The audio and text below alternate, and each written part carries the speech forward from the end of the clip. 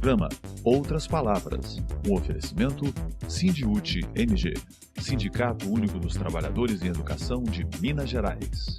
Elas não abrem mão de seus direitos. À medida que você congela em 20 anos investimentos em saúde e educação, você precariza o trabalho das mulheres, mas também aumenta uma sobrecarga de trabalho, porque se você não tem política pública, não tem no público para recorrer, esse trabalho é sustentado para aquelas que estão ou têm que fazer esses trabalhos na sua casa, né? Educadores e educadoras na luta por seus direitos. O país vai seguir a rota que Minas abriu aqui, para ter nas suas constituições estaduais o pagamento do piso profissional nacional dos trabalhadores em educação. Desde a lei federal, a lei do piso, que é de 2008, a gente está nessa batalha e agora a gente está num novo passo em Minas Gerais.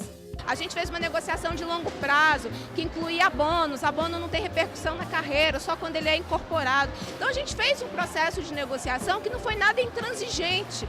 Muito antes, pelo contrário, nós cedemos, nós recuamos em vários pontos. Nós estamos passando os últimos 4 anos na luta pelo mínimo. Tem um monte de coisa que o governo anterior roubou da categoria, direito a quinquênio, biênio, trintenário, a carreira nossa, que é uma carreira inacreditável, ninguém consegue andar nessa carreira, e nós buscamos o mínimo, que é o piso salarial, e a partir daí a gente conseguindo e reconstruindo outras políticas como a da carreira. Então é preciso que o governo tenha sensibilidade e feche esse acordo, né, o que ele se comprometeu pagando o piso para a categoria.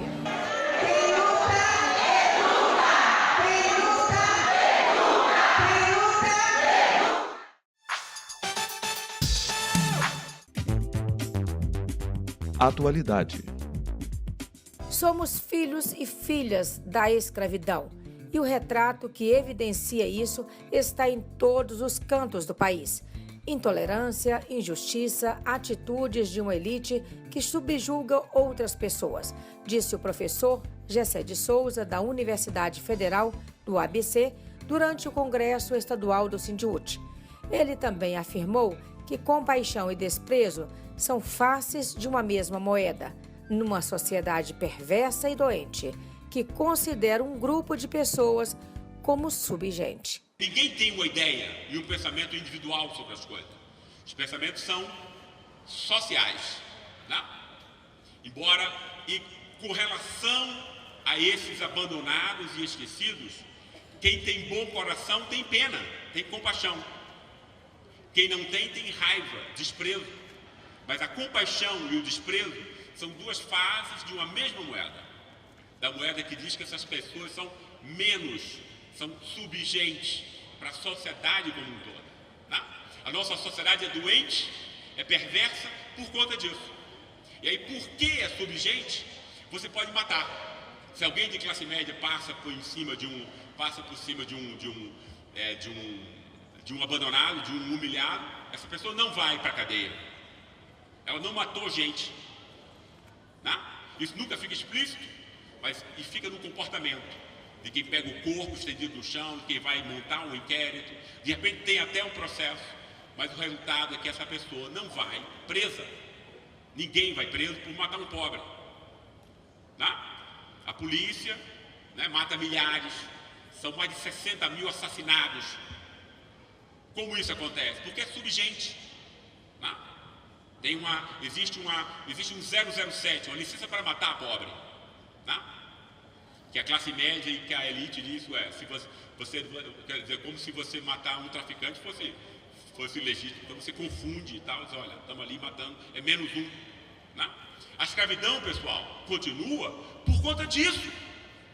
Isso é a prova. Essa é a prova que nós somos filhos da escravidão. Né? Que a gente vê outras pessoas, e aí claro que o dado racial é muito importante, porque está ligado, está amalgamado a isso, mas a forma não é apenas racial. Né? A exclusão dessas pessoas é a exclusão desde que a gente entenda a classe, não como a renda, mas como reprodução de privilégios, que podem ser negativos, que podem ser de ausência. Essa classe é montada pela ausência, por exemplo, de estímulos na família que façam com que você chegue com 5 anos e possa aprender na escola, como alguém de classe média chega já, aprendendo com todas as pré-condições para isso. Chega vitorioso, tem uma classe que chega vitoriosa com 5 anos na escola. Tá? Porque esse tipo de privilégio, ele é invisível, é difícil de ser percebido. É por isso que alguns falam em meritocracia, não é isso? É como se não tivesse recebido todos esses privilégios que têm a ver com hábito de leitura, etc. Ninguém é culpado disso. Nenhuma família pode dar o que não recebeu. Ela não recebeu porque ela foi humilhada, esquecida, abandonada. Por nós todos. Também afirmou que a escravidão criou inclusive uma concepção de Estado e como ele funciona. E a escravidão criou entre nós uma espécie de patamar onde todas as outras classes, obviamente a classe média e a elite é que vai explorar essa classe, né? Mas para grande parte da classe trabalhadora é uma forma também de você se isolar, de se sentir superior. Esse é um ponto extremamente importante. Por conta disso, para que a gente não perceba isso, né?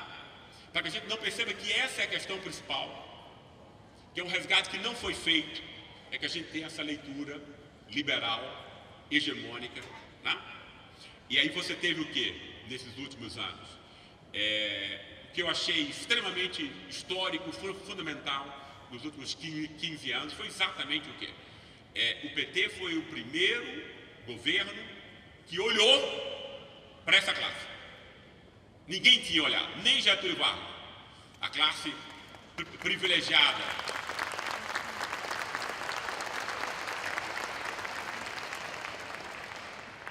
A classe popular privilegiada por Getúlio eram os trabalhadores urbanos qualificados. Tá? E a gente teve pela primeira vez uma atenção a essa classe, que não foi para ser uma nova classe média, isso é uma mentira, tá? Uma mentira desmobilizadora, porque não é assim que você faz política. A narrativa política ela tem que ser uma narrativa gradual.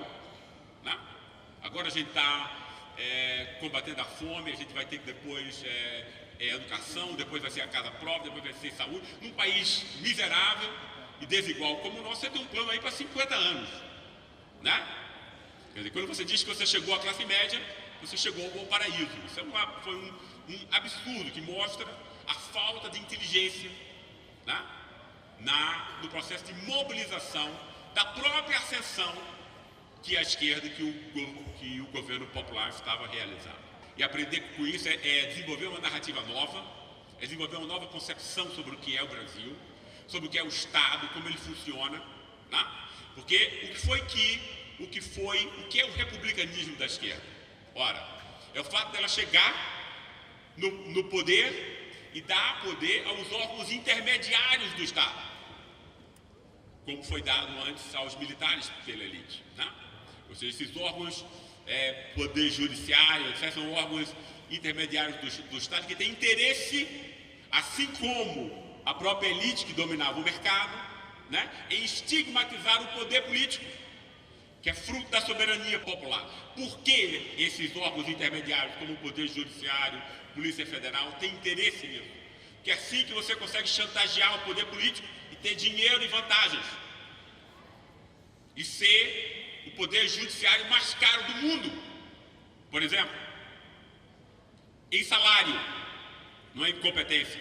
Ao abordar a inteligência que financiou o golpe, Gessé de Souza disse que por trás de tudo isso fala mais alto o interesse do capital por nossos ativos reais, como a água, o petróleo e a terra. Foi por conta disso que foi fácil para essa elite conseguir o apoio dessa faixa do Estado, né, que tinha o mesmo interesse dessa elite em criminalizar o poder político, especialmente no executivo da presidência da República, que é onde tem a verdadeira expressão popular, historicamente, da política no Brasil. Né? E para isso usou o quê? Usou a imprensa como seu mecanismo. Né? Esse dado é extremamente importante. E é claro que o que aconteceu entre nós teve a ver, obviamente, com um ataque que foi externo, inicialmente externo. Né?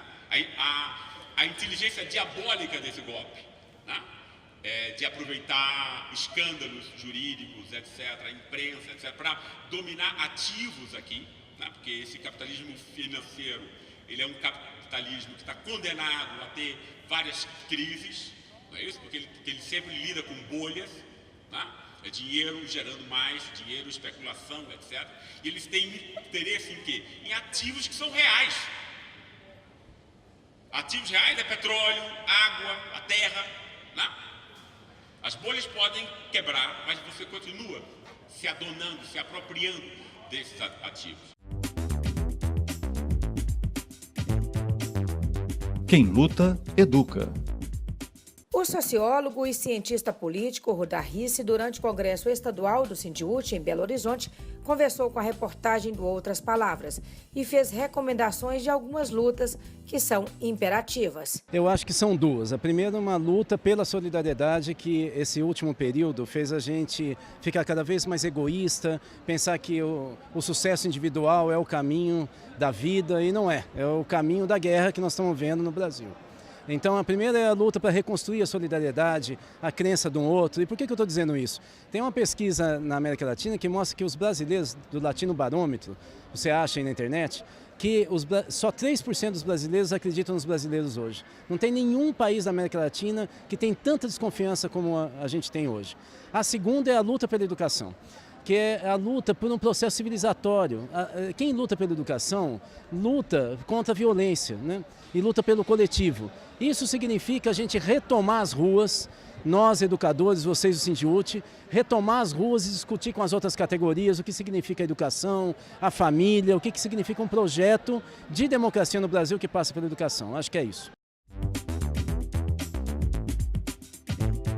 Mulheres em Marcha. Elas não abrem mão de seus direitos. Durante o Congresso do Sindiúti, em Belo Horizonte, Bernadette Monteiro, da Marcha Mundial de Mulheres, disse que esse golpe que o país vive, ele ataca principalmente os direitos sociais. Portanto, as maiores prejudicadas somos nós, as mulheres. Por quê, Bernadette? Porque ele retira, né, direitos conquistados por nós, né, tipo, à medida que você congela em 20 anos investimentos em saúde e educação, você precariza o trabalho das mulheres, mas também aumenta uma sobrecarga de trabalho, porque se você não tem política pública, não tem no público para recorrer, esse trabalho é sustentado para aquelas que estão ou têm que fazer esses trabalhos na sua casa, né? Então, esse é um dos principais pilares, né, de passos importantes nessa coisa do golpe e que atinge principalmente nós mulheres. Agora, a luta das mulheres não é para que ela possa disputar espaço com os homens, não é uma luta de um contra o outro, é uma luta por igualdade. Sim, o feminismo que a gente defende é um feminismo que é para emancipar a humanidade, né? Para que nos torne realmente aqueles que são diferentes iguais, né? E que não seja a desigualdade que hoje existe, assim. Então, é sim uma disputa no sentido de romper com espaços de poder que hoje é masculino e ocupado para os homens, mas para que as mulheres também possam chegar em pé de igualdade nesses espaços. O patriarcado é um elemento que organiza a sociedade, dita o espaço que a mulher tem que ter, né? Então, o espaço organizado a partir do patriarcado é um espaço do privado, é um espaço da casa e não é um espaço do público, né? Então as mulheres, na lógica patriarcal, têm que apenas servir para a lógica reprodutiva e para a lógica de servir os homens. Então é essa lógica que a gente quer transformar. Diante de tantos retrocessos e de tantos desafios, que luta a mulher não pode deixar de fazer? A luta pela liberdade de expressão, pela liberdade de definir sobre o que nós vamos fazer com o nosso corpo e a nossa vida. Essa é a maior luta, a maior resistência, que é a luta de buscar a identidade da mulher. Uma mulher independente que está nas lutas do seu cotidiano, no seu trabalho, nas suas entidades, mas fundamentalmente se colocando como uma mulher livre para decidir o que ela entender que deve fazer da sua vida. A reforma trabalhista acaba de completar um ano.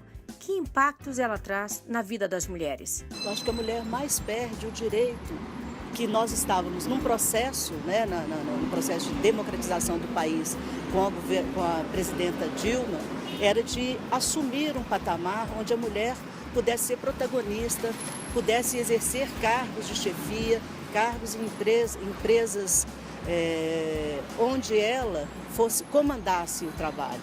Com a reforma trabalhista, além do desemprego e das perdas, da perda do espaço para se reempregar, já que a mulher é a primeira a estar na mira para ser demitida, nós entendemos que essa é a maior perda, a perda do empoderamento da mulher trabalhadora, da mulher como profissional respeitada e valorizada por isso. Educação em debate.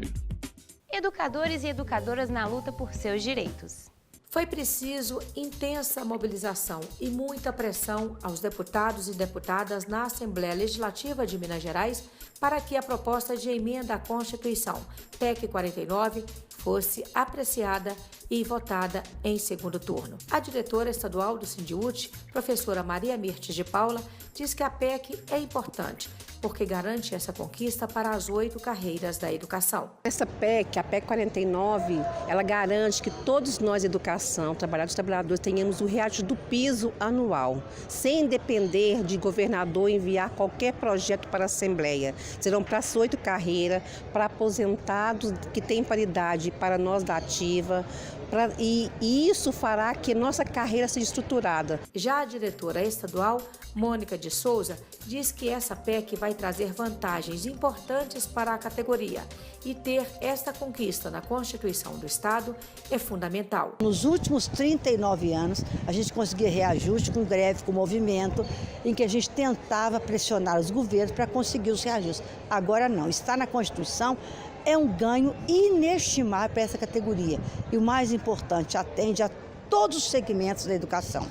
Esteja onde estiverem, todos os segmentos estarão ganhando. Tem uma conquista que a gente ainda não tem noção da importância dela para nós. Jonas William Pereira da Costa, diretor estadual, afirma a relevância desta PEC para os auxiliares de serviços da educação básica, ASBs, e diz que ela vai trazer visibilidade a um segmento tão importante, mas que às vezes é desconhecido da sociedade. A PEC 49 traz para nós as carreiras, desenvolve, sobretudo, o campo de conhecimento e de respeitabilidade, onde esses serviços administrativos sempre foram invisíveis e hoje, à luz da PEC 49, a gente ganha esperança, respeito e também a dignidade histórica de segmentos que muitas vezes são desconhecidos da sociedade. Foi uma grande luta, muitas mobilizações e participações aqui na Assembleia Legislativa para que finalmente a PEC 49, que agora é a emenda constitucional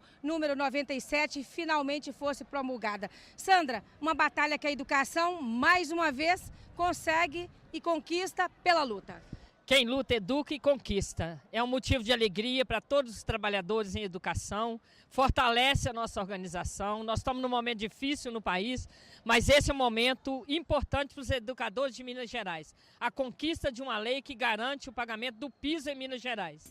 Depois de muita pressão na Assembleia Legislativa, deputados e deputadas votaram a PEC do piso, a proposta de emenda à Constituição que insere o piso salarial da categoria da educação na Constituição Estadual. Nós estamos aqui representando a categoria dos professores e trabalhadoras em educação pela aprovação da PEC 49, que dá uma certa segurança jurídica a nós, da educação em Minas Gerais. Primeiro, deixar bem claro que a aprovação dessa PEC é fundamental para nossas categorias, trabalhadores e trabalhadoras da educação, tendo em vista que nós saímos da mão dos governos, ou seja, passa a ser uma política de Estado.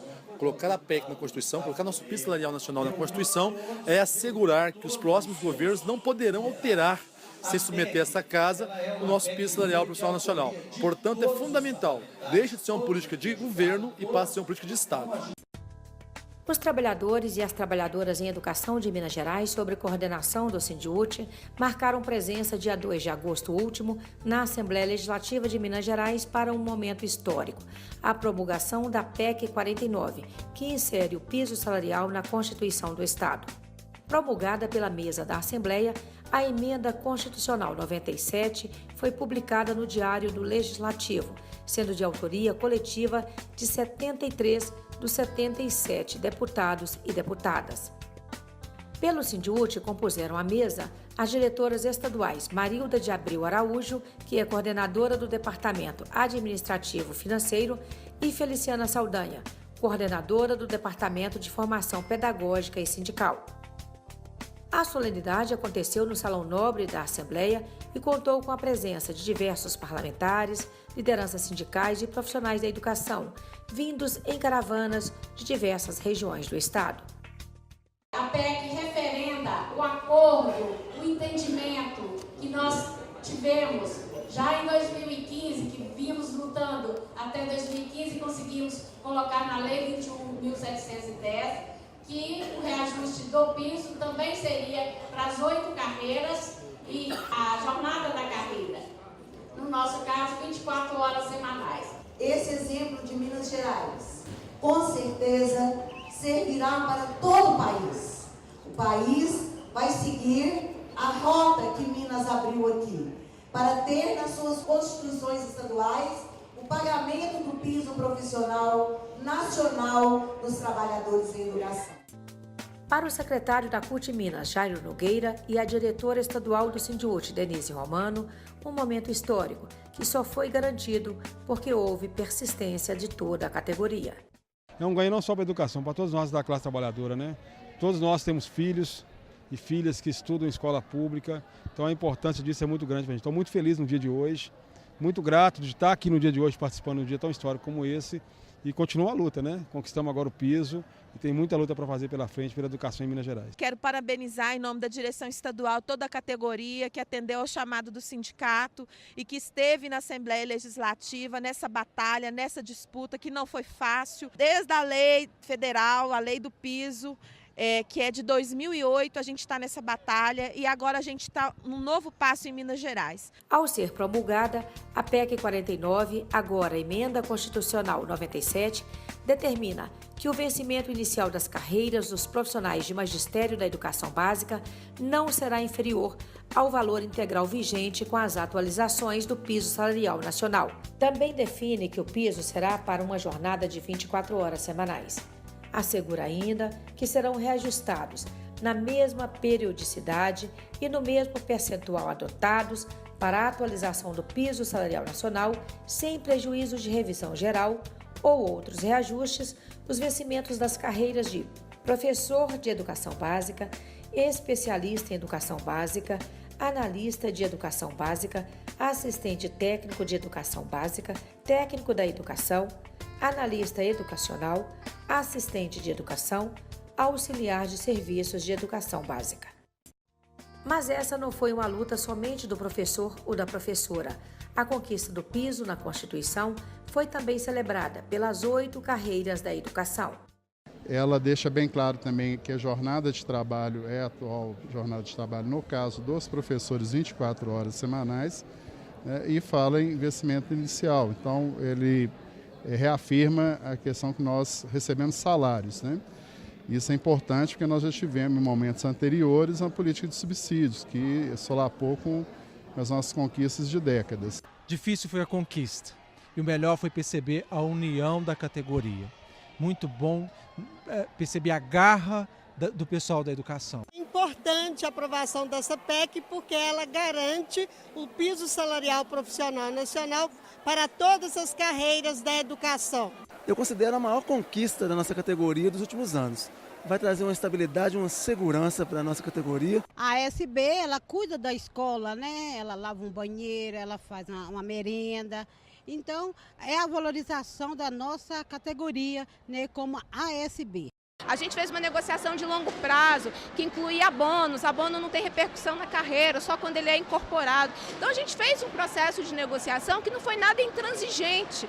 Muito antes, pelo contrário, nós cedemos, nós recuamos em vários pontos. Nós estamos passando os últimos 4 anos na luta pelo mínimo. Tem um monte de coisa que o governo anterior roubou da categoria, direito a quinquênio, biênio, trintenário, a carreira nossa, que é uma carreira inacreditável, ninguém consegue andar nessa carreira, e nós buscamos o mínimo, que é o piso salarial, e a partir daí a gente conseguindo e reconstruindo outras políticas como a da carreira. Então é preciso que o governo tenha sensibilidade e feche esse acordo, né, o que ele se comprometeu pagando o piso para a categoria. Quem luta, educa e conquista.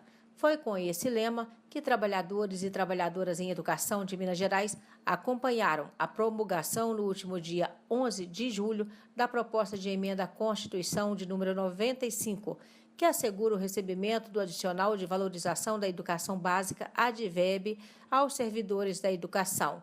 A promulgação foi feita pela mesa da Assembleia Legislativa em ato realizado no Salão Nobre, acompanhado por educadores, sob coordenação do Sindiúti. Essa emenda constitucional garante aos servidores da educação o pagamento de adicional de 5% a cada 5 anos de efetivo exercício, contados a partir de 1º de janeiro de 2012. Dessa forma, o adicional a ser pago mensalmente já está devido pelo governo do Estado desde o mês de janeiro.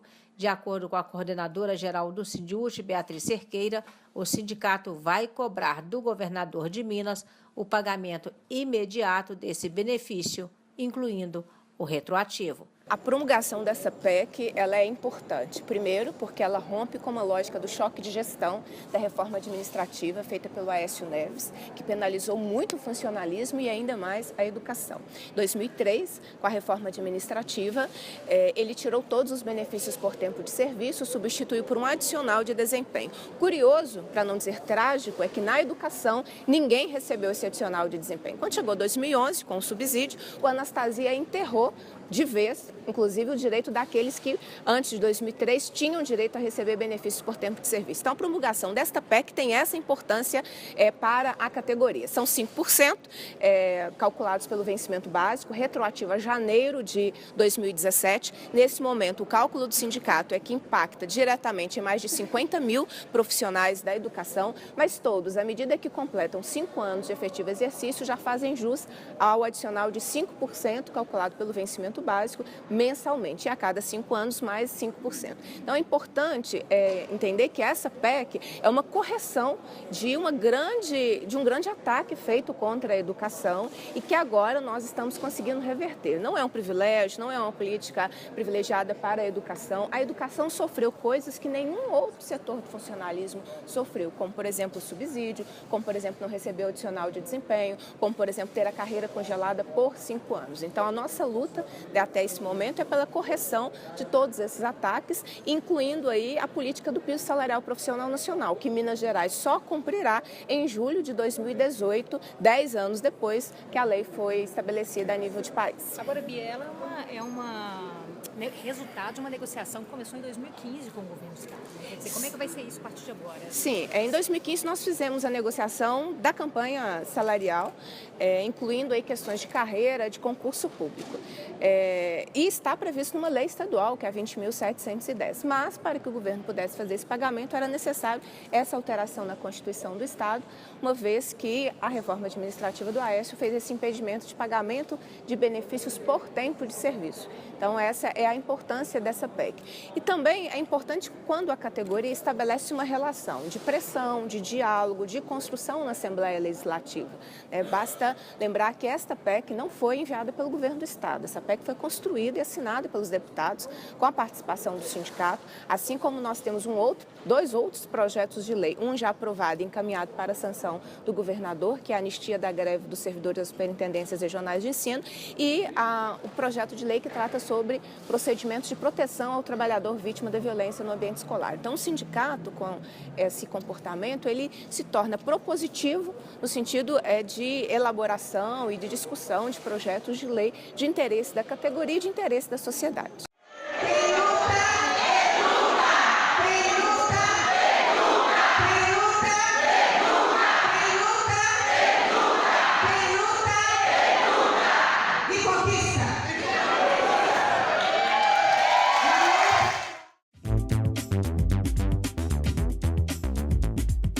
Obrigada pela audiência. Voltaremos no próximo sábado. Até lá!